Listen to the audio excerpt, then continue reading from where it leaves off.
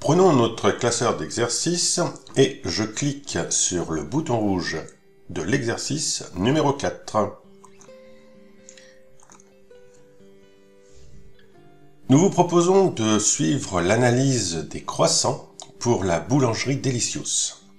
En effet, cette boulangerie a décidé de faire une petite analyse sur l'un de ses produits phares. Tout d'abord, on nous donne certains éléments. La fabrication unitaire revient à 85 centimes. Le prix de vente souhaité sera de 1,30 € TTC. Le taux de TVA est de 5,5%. Notre objectif journalier est de vendre au moins 400 croissants par jour. À partir de là, nous allons répondre à 5 questions. Première question, quel est le prix de vente hors taxe du croissant? Pour cela, je me positionne en cellule D13, égale.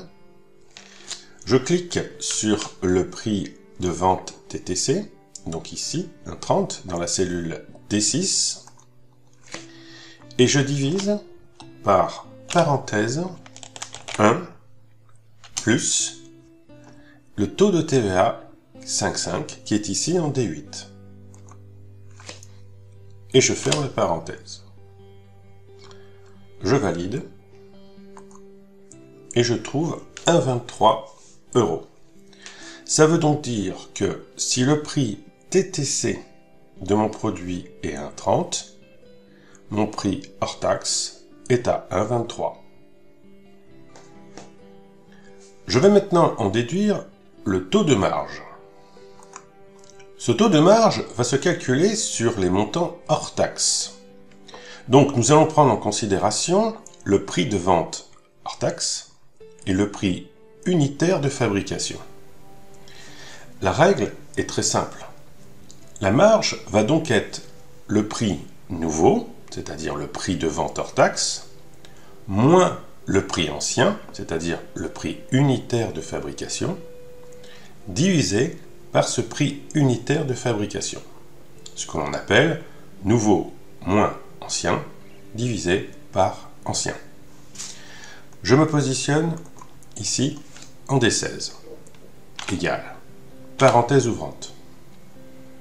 Donc le nouveau prix, celui que je vais afficher sur la vente en hors taxe, 1,23, moins le prix de fabrication, donc le prix de sortie du croissant, 0,85 qui est en D4. Je ferme la parenthèse et je divise par ce prix de fabrication. Donc c'est bien ce que l'on appelle nouveau moins ancien divisé par ancien. J'obtiens une valeur décimale plus petite que 1. Donc c'est parfait. Il suffit tout simplement maintenant de changer l'affichage de cette valeur décimale en pourcentage. Donc je reste positionné en D16 et je clique sur le bouton ici sur le ruban qui me permet d'avoir les pourcentages. 45%. C'est donc ma marge. Mais en entreprise, on utilise un autre taux qui s'appelle le taux de marque, qui lui va permettre de mettre en avant la rentabilité commerciale. Le taux de marge est plutôt attribué, en règle générale, à des négociations, à des transformations par rapport à des achats ou des fabrications, alors que le taux de marque est plutôt un indicateur commercial. Il est légèrement différent. Comment est-ce qu'on le calcule? C'est tout simplement la division de la marge brute par le prix de vente. Je me positionne pour cela en cellule D19. Et je vais poser l'opération égale D16, qui est donc le taux de marge, divisé par D13, qui est le prix de vente. Tout simplement. Je valide et j'obtiens une valeur. Alors, faire attention, le taux doit être donné en pourcentage. Comme j'ai fait une opération avec des pourcentages et des euros, par défaut, Excel va donner un affichage en euros, ce qui est faux. Donc moi je veux l'autre affichage, les pourcentages. N'oubliez jamais qu'un taux est toujours en pourcentage. Donc pas d'inquiétude, je reste sur cette valeur et j'appuie sur le bouton pourcentage. J'ai donc 36%. Maintenant, pour la quatrième question, je veux connaître la marge globale pour un ensemble de 400 croissants.